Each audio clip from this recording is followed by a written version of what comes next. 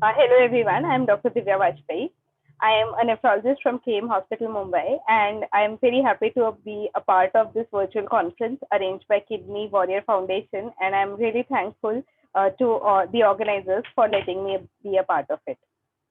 So, in next 15 minutes or so, we'll briefly discuss the challenges which are faced during kidney transplant program in a public sector hospital. And also, I would discuss some solutions which I have worked in our institute. My talk will be covering the pre-transplant, the during transplant, and the post-transplant challenges in that order.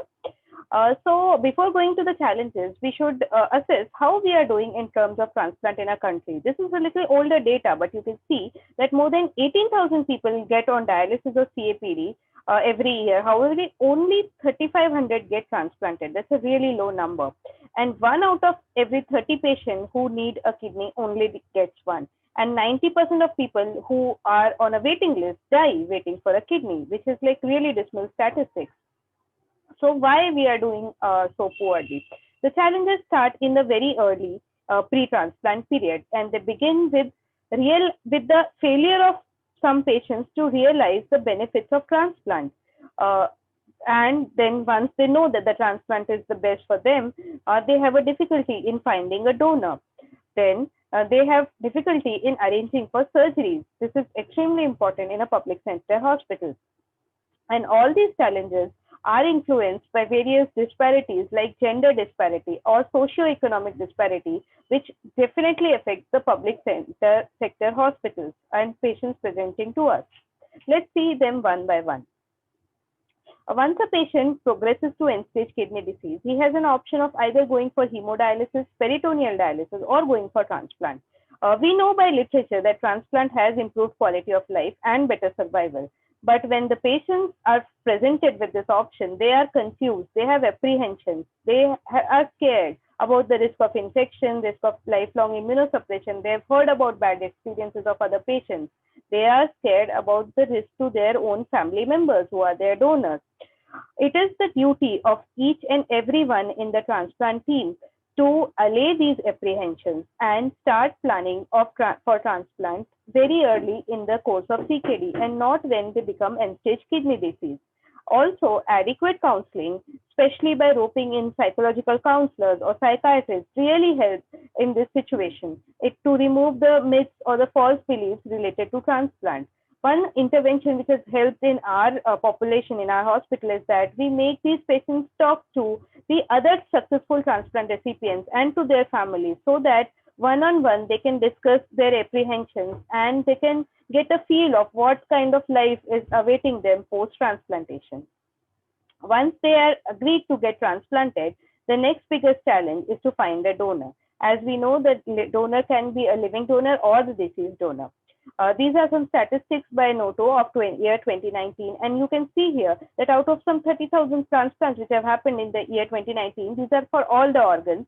Majority of them are of living donors, and very few are cadaver donors. This shows us that there's a definite lacuna in our cadaver donation program, which we need to strengthen. This program is specifically more weak in a public sector because of various reasons. First of all, is that patients coming to public sector are not very well aware of the option of donating their organs of their deceased family members, which can definitely be helped by increasing awareness. Second, and one of the most important factor, which according to me plays a very big role, is that in the public sector we need to improve the emergency or the ICU care which is given to the deceased prior to death. If if the family member realizes or is satisfied with everything which has been done for them, for the deceased one, before death, then it will be very easy for them to take the decision of donating a kidney and not otherwise. Also, we see that lots of transplant units do not have a required infrastructure for organ retrieval or for organ storage, which can be built up. We can be giving some incentives to donor families, like they can be put higher up on the transplant list if they ever require organ.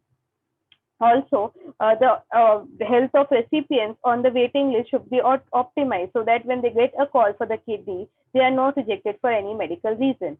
These features can really help in a public sector. However, if the patient is willing for a living donor, they can also enter a swab donation program where one recipient gets a kidney from another donor whose donor gives the kidney to the other recipient, which is a swab transplant program. This swab transplant program, is in infancy stage in most of the centers, in the public health centers in India. It can be helped with increasing awareness about these transplants, building large swab transplant registries, which facilitate sharing of kidney across the state. For example, recipient 1 can be of Maharashtra and recipient 2 can be from Gujarat, and they can share the kidneys across the state borders, which will help in improving the swab transplant donation pool.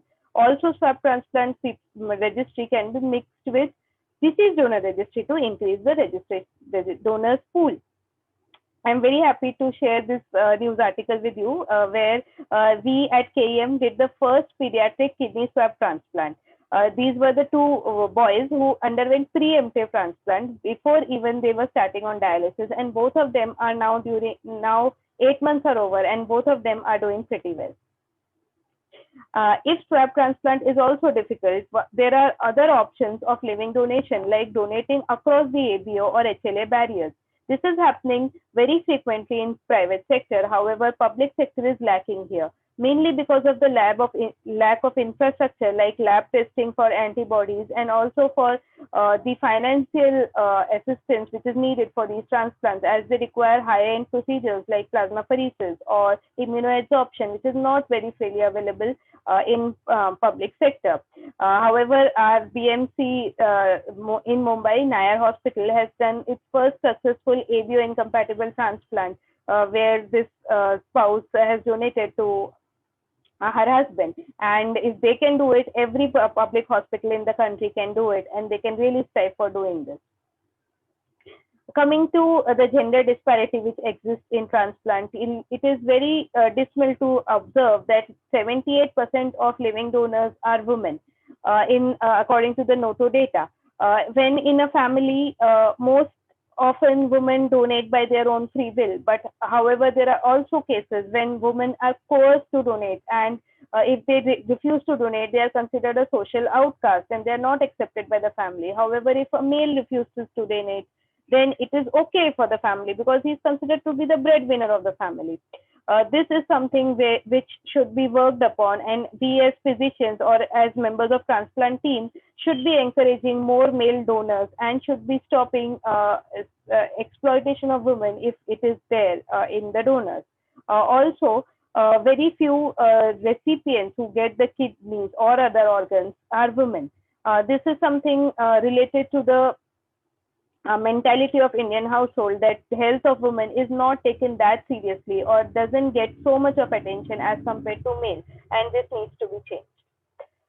So once the donor is arranged, the another big challenge is to arrange money or expense for the transplant. Then they have to undergo pre-transplant evaluation, followed by preparation of medico-legal documents and getting permission from the appropriate authority, and then finally they get transplanted.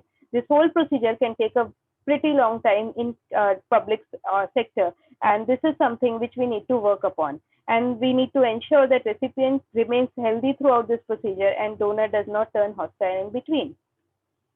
While arranging money for the transplant, it should be always remembered that the money is not only for the transplant, it is for a lifelong expenditure which is involved in terms of immunosuppression and monitoring.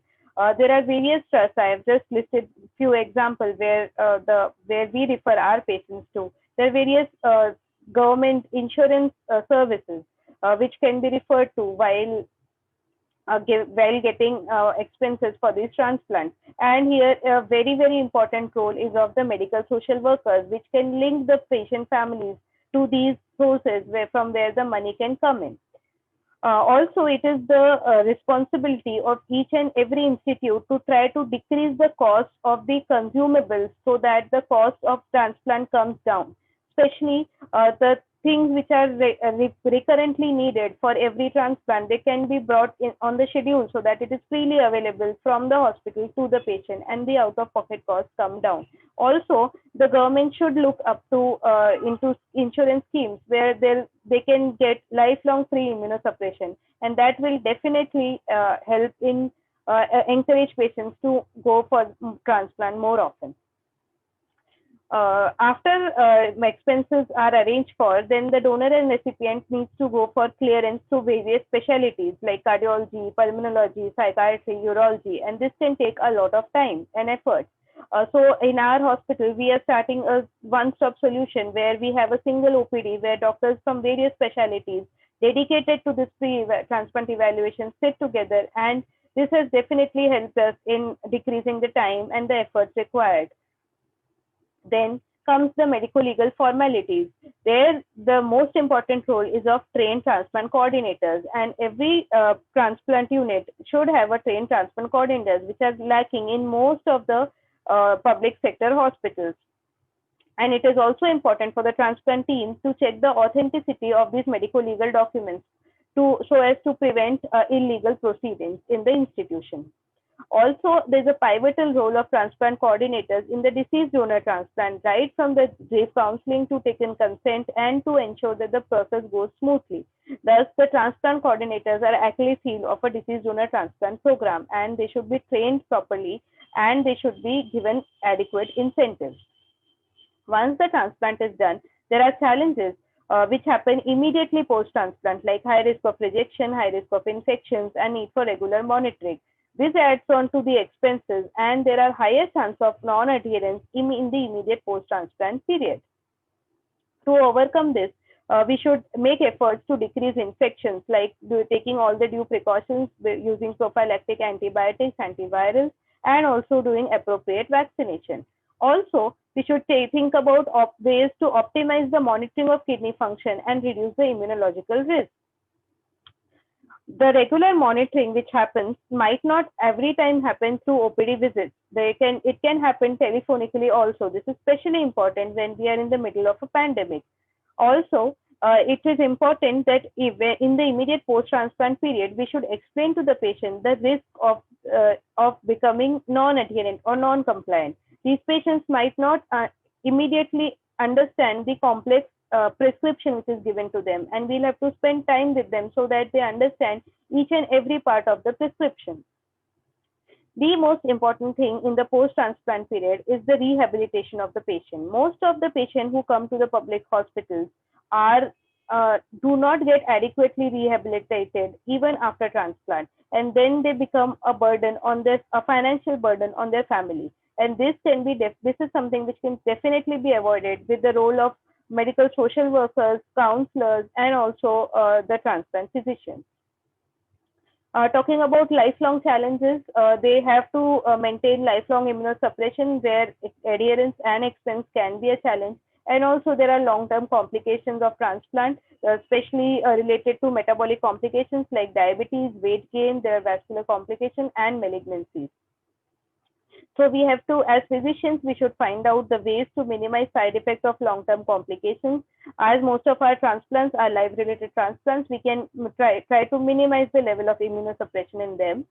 We should encourage lifestyle modifications to control comorbidities like diabetes and obesity in this population. Ensure adherence at all the times.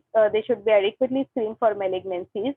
And all the transplant patients in the transplant program should be under thorough monitoring, either directly or via telemedicine. We practice a lot of telemedicine in our institute to keep a check of monitoring of these patients. Finally, I cannot overemphasize the importance of being together in a multidisciplinary team. Each and every member of the transplant team has a very, very important role to play. And only together we can build a successful transplant program. So to summarize, it is our duty to facilitate informed decision making by the patient so that they choose transplant as the modality of RRT. We should be working on strengthening the deceased donor transplant program, improving the paired kidney donation, and facilitating donation across the ABO and HLA barriers. We should be working towards reducing the gender disparity in transplant, both for donors and for recipients. One-stop OPD is a very nice solution for transplant evaluation in a public sector. Establishment of multidisciplinary team, which includes coordinators, social workers, dietitian, ID specialists, and counselor, and the surgeon and the physician, really improves the quality of transplant program. Rehabilitation is a very, very important part which is often missed and should be given a special attention to. Minimization of post-transplant infections and ensuring long-term adherence will help us in improving our long-term outcomes. And it will also help us in managing the long-term complications better. So I would like to end by saying that by building a successful transplant program, we can change the ending of someone's story. I still remember the first transplant I was a part of, which I was a part of, and didn't only change the patient's life, it also changed my perspective towards how I look towards the end-stage kidney disease patients. It's actually magical. Thank you for your patient listening, and I'm happy to take questions. Thank you.